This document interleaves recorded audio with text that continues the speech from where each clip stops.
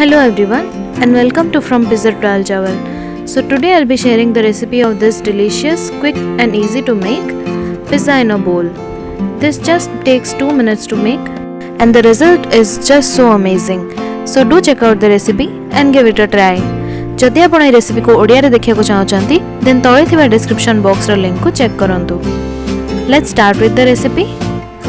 First take 3 tablespoons of all purpose flour in a bowl and then add a pinch of salt, 1/8 teaspoon of baking powder, a pinch of baking soda and 1/4 teaspoon of mixed herbs or oregano. Mix everything well. Then add half tablespoon of curd and half tablespoon of olive oil to it. Give them a mix.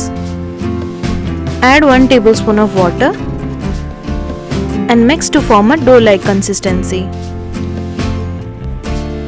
Microwave for 1 minute. Our pizza base is ready now. Add 1 tablespoon of pizza sauce and spread it. Grate mozzarella cheese on top.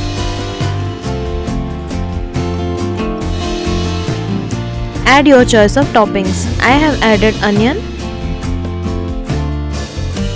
sweet corn,